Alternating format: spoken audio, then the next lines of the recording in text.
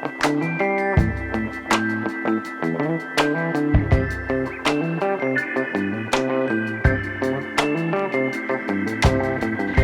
good morning. I'm at a beautiful little stretch of the River Don this morning. This stretch is known affectionately as Salmon Pastures.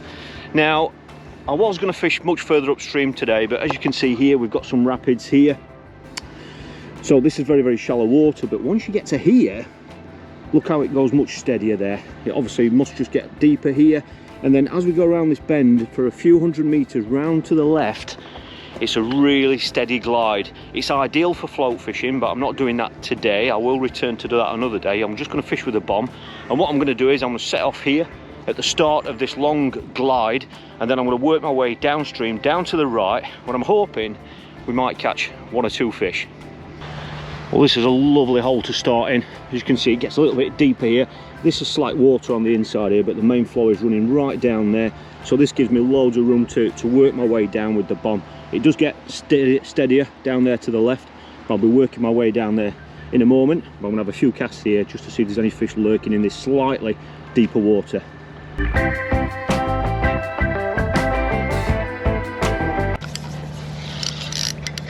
Another snag. And the problem you get on these sorts of rivers, let's see it fresh hook length on. Just going to see if I can underarm it now, just into that bit of an eddy on the other bank. Don't think there's any overhanging trees, a bit hard to tell with this sun. That's not quite as far as I wanted. I'm not going to sit on that. Let's go back in again.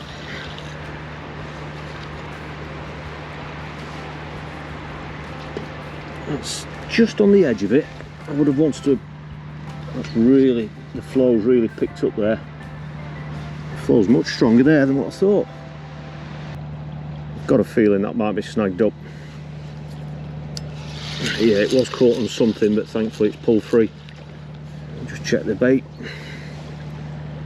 Yep, let's have another go. Just a 20-gram bomb, this. That's better. Let's see how much the flow is going to take it this time. Just feed a bit of a bow.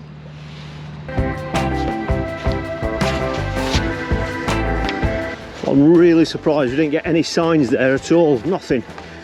2 or 3 snags, but that's something that is part and parcel fishing this sort of venue. So, I'm just going to have a walk down to the next swim.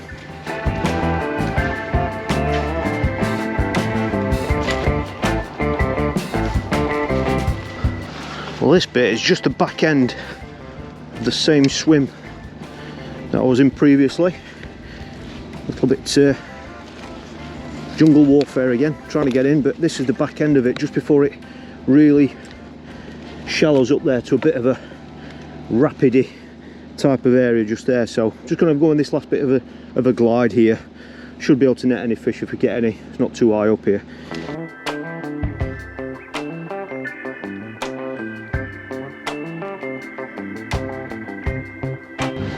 I think I'm just going to drop this in the middle, I think. And get the cast in all right. Yeah, we'll go about halfway. Just about make a cast. Well, I've just had a lightning bang on the rod. There was a tiny little touch, just as though it was a small fish. The bait's not touched. And then it just an almighty bang on the rod. Nothing there, and the bait's not touched. But that was 100% a bite. I'm just going to go back to that same spot. Well, I've just finally hooked one of those fast bites. It's only a small fish. Oh, and it's come off. Oh, I couldn't even see what that was actually because of all this foliage and stuff here. It was a little silverfish, that's all I can tell you. I don't know what it was, but I've just shortened the hook length actually. So I've shortened the hook length up and I've just gone to 1 maggot just in case there were small fish and they weren't taking the double maggot properly. But let's get back out there.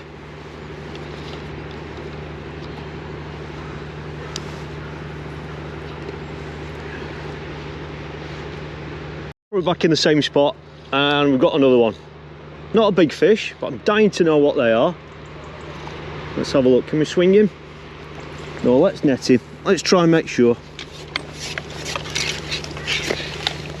Is it a trout? Let's have a look. There, look at him. Beauty. Oh, it's a grayling. It's a little grayling. I thought it was a little trout. Beautiful looking fish, aren't they? Absolutely stunning. Only a small one, but very, very welcome. And that might be what those fast bites were. He's taking the bait properly this time on that one. Very welcome after all those fast bites. There we go.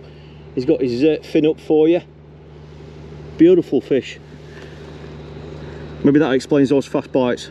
Let's pop him back, see if we can get another one. Let's pop him back in the net. Make sure he goes back nice and safe and unharmed. Off you go, mate. I think on this section now you don't have to return right to the top of the bank to the path. It looks like you can get down the bank, down the side of the river, which is good. For more rapids here, a lot shallower. That's the back end of the swim I've just fished, so it gets steadier now down here. So let's go and find a spot around this corner. Look at this, much steadier here. Really steady, quite shallow on the inside. You can see the bottom. And it looks like it just gets steadier and steadier the further down there you go. This looks a nice spot. Double white maggot again, might as well stick with that. Just flick it about 3/4 of the way across. There's a bit of depth there. I bet there's could be 2.5, 3 foot maybe, I'd say, to guess. It's beautiful. Would have been nice running a float down here today. First time I've seen this stretch, so that's definitely something I'll be coming back and doing. Well, those glides up there look absolutely gorgeous for float fishing, but certainly not for this sort of fishing. I've come further down now, further around the bend. How about this for a swim? Now I've no idea if we're going to catch anything here, but there has literally got to be fish in this bit. There's got to be. I don't know if we're going to catch any, but let's give it a go.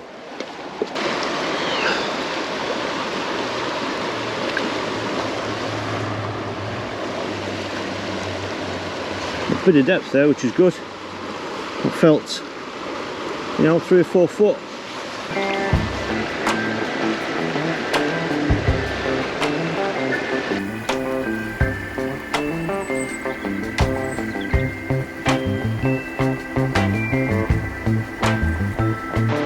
Well, I've actually fished on until the sun's actually gone down behind these trees behind me, so it's a lot darker now. I thought that change in light level might have brought 1 or 2 bites, but unfortunately it hasn't.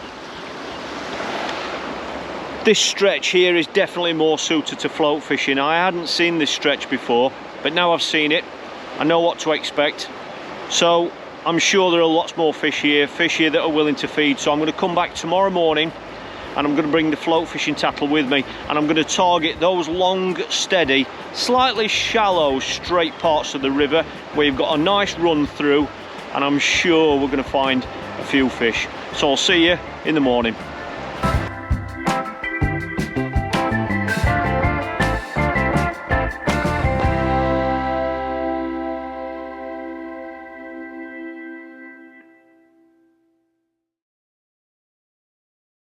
Well, good morning. I am back on the river, and what a difference a day makes. Yesterday I was here, it was pretty much a normal river, I would have said, and obviously I was here fishing the bomb. However, I've returned this morning and the river, you might not be able to tell straight away, is actually up. I left here at 4:30 yesterday, tea time, and I'm back here now this morning, and whilst we haven't had any rain where I live in Sheffield, which is only literally less than 2 miles away from here, the river's actually come up. So I've come here to fish with a float. I was certain it was going to work yesterday. However, in these conditions, I'm not so sure. Well, we're faced with a very different river now, and I'm not quite sure if this approach is going to work today, but we're going to give it a go. I'm here. I brought along the float rod. This is the 13 foot 4 meter Horizon Pro. Nice 3000 reel, just £4 line on the spool, and I've just got a nice 3BB waggler that I'm just going to keep running through off bottom. I want today to be a complete different approach from yesterday. Yesterday I fished with a bomb, a dead bait, obviously stationary bait on the bottom. I'm going to fish completely different today. I'm going to fish off bottom, and the reason why I've selected a waggler and not a stick float is because I just want to run the bait at them at full speed. I didn't think it was going to be as fast as this. Obviously I didn't know the river was going to come up, so this might be a bit too fast, but that's what I want to do today. So I'm just going to keep running the waggler through about 3/4 of the way across. I might catch by coming closer, as it's a little bit steadier on this side. We don't know, we'll find out. I'll just keep loose feeding maggots and we'll see what happens. Just got the maggots covered up here. I've got the same bait as yesterday, exactly the same maggots, some whites and some reds. I'm just going to kick off with single maggot and just see what reaction we get, if anything. I haven't fed anything yet. I might be able to loose feed just by hand. If not, I have got a catapult with me. So all I'm going to do is just keep running that waggler through. I haven't fed anything yet. I'm just having a run down. You might be able to see that nice bright red float on the camera. Hopefully you can. It's a lovely background here. Some rivers that are tree lined like this, the light can be terrible for watching a float run down. As you can see, that's lovely, that. Let's hope it's going to be nice to see it disappear. That's just in the flow there. That's where I would have hoped to have fished yesterday, but today it might just be too fast. It's certainly a more active way of fishing from yesterday. I just can't believe how the river's changed so much in just a few hours. Well, I feel like I've run that float through a million times. I haven't had a sign. I've just come up to the peg that I was in at the start of the session yesterday. There we go. My feet were actually there yesterday, so it's come up about 8 inch since 4:30 yesterday. We've hardly had any rain here whatsoever, so obviously it's coming from a different catchment area. So unfortunately, this is the wrong method on the wrong day.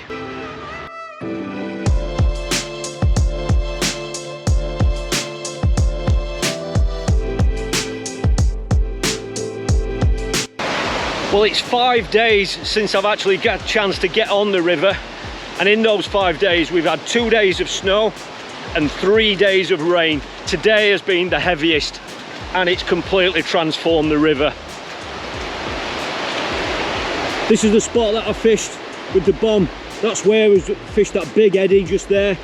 I don't know how much water's in there, several feet. It's just completely made the river just completely unfishable. And I think the Five Weirs Walk, which is the main walk that goes down the side of this stretch of the river, I think even the footpath's underwater. This is the Five Weirs Walk now. This is the main bridge here at Salmon Pastures, and as you can see, completely impossible to pass. There's no way you're getting through there. When you see a river like this, it just makes you wonder where the fish have actually gone. You know, where are they holed up? As you can see, there's hardly any, if any, dead water there. How would any fish stay in that? They've got to be on this inside bend. It's the only place where they could possibly be, but it's just impossible to fish it in this state. This is the last peg that I fished with the bomb, where I fished until it went dark. There's several feet of extra water in there, and unbelievable.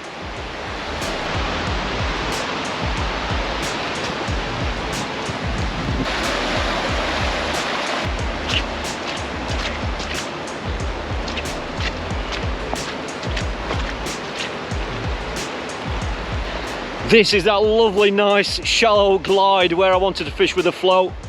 It's, well, it's like a completely different river.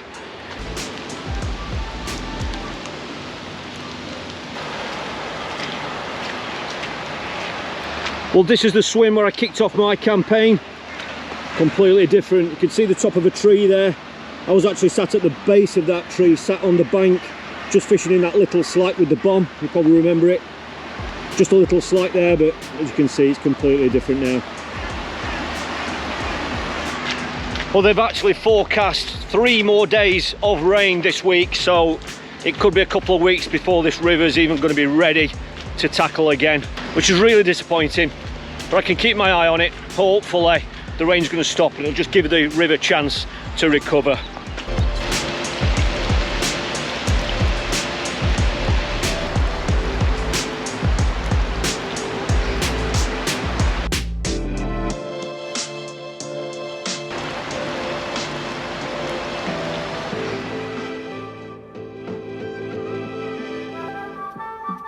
Well, it's been 10 days now since you saw those flooded scenes, and as you can see from the river behind me, whilst it is still raining, the condition of the river looks about bang on. There is a tiny little bit of colour in it, but the level looks about right. So I'm back on the river, I'm armed with a stick float, and I'm going to tackle this long glide behind me.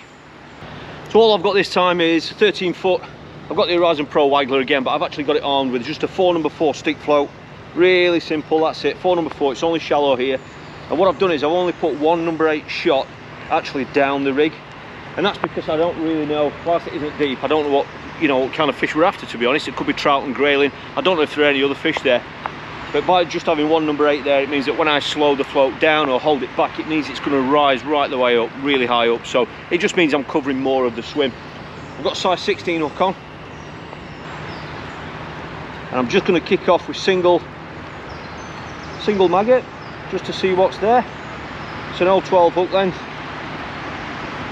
There we go. I haven't fed anything yet, I haven't put anything in the swim, so hopefully we might nick one straight away, but we'll go over the top. Make sure there's no overhanging trees. There we go. We should be able to see the float alright. It's a dark, I know it's a really grey overcast morning, but it is all one colour as regards the colour of that background, so I don't know if you can see it on the camera alright, but it's a really nice float peg, this one, for that. Sometimes when you've got trees opposite like this, it's really difficult seeing the float.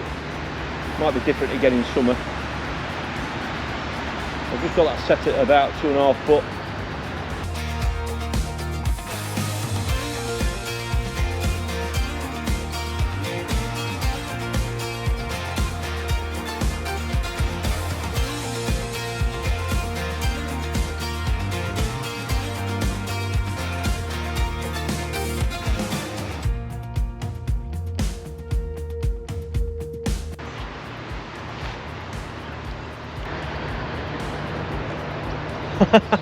Right off the rod end. Been feeding just past the middle, but it looks really nice down this inside. Looks a bit clear, but I just thought I'd run that down off the rod end. I've been trickling 1 or 2 maggots in there, and we've got one. Let's see what this is. Is it a little trout? Let's have a look. Yes, got one.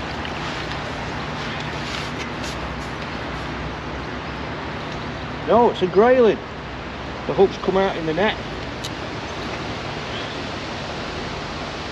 Just get that out in a minute. Let's have a look at the fish first. Get that beautiful fish, freezing cold as you imagine in this water. Stunning little fish, stunning looking fish, aren't they? Absolutely beautiful. I've just moved downstream about 2 pegs from where I was. That's a great start. Let's see if there's any more there. Off you go, mate, just in that. Oh, he's straight off. I've no idea how many fish we're actually after. I don't know how many fish are actually in this stretch. And there's lots of water down there where hopefully it might draw fish up as well. If I try and focus on this one spot now and just try and build this up, there's loads. There must be 200 yards of river down there, and there's no one fishing down there. So there's plenty of river to draw any fish up by loose feeding, if they are going to want to come up, that is. Yes, that's right where I had a bite last time. Just held it back a little bit, just slowed it down, and really fast bite. But then I've had 5 runs through without anything right at that same spot. You'd think there was nothing there, then all of a sudden, on a spot you've been past 20 times, you suddenly get a bite. This feels a little bit better, this one. Let's see what we've got this time. Pulling a little bit further upstream, make it easier to net. What we got this time? Is it another grayling? Lovely. Oh, we found 1 or 2 fish, which was brilliant. Yes, another grayling. Same sort of size, really cold. Absolutely immaculate condition. single maggot. Beautiful. Look at the colours on that. We knew you were there, it was just catching the river in the right condition. Beautiful fish. It's popping back in this dead water here. Off you go. Off he goes. Brilliant. So I'll do, just keep rotating these two lines now, just keep a few maggots going in. Flicking a few in the middle, resting it, and then coming on this short line. We'll see if there's any more.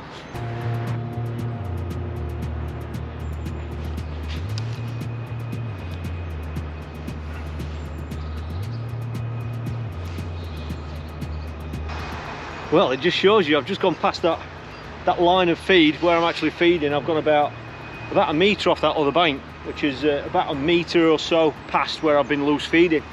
And I picked one up. Maybe it's been there all day, but maybe it's pushed across because I've obviously caught a couple of fish. Let's see what this one is. Could it be another grayling? It looks like it. It is. Another pretty little fish. A bit smaller, that one. Beautiful though, aren't they? Absolutely. Gorgeous fish. Great sport. Just shows you sometimes they're hanging off the back of the feed, but I think they probably just pushed it across there. It's only very, very shallow. So chances are they've just moved out of there because of the, you know, the disturbance.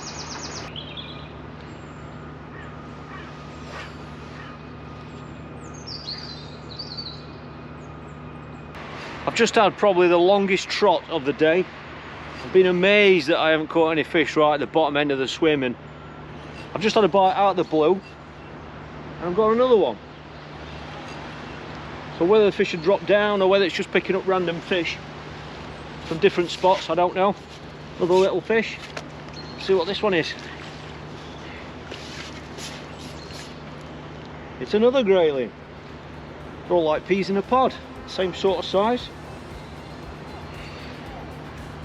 Lovely.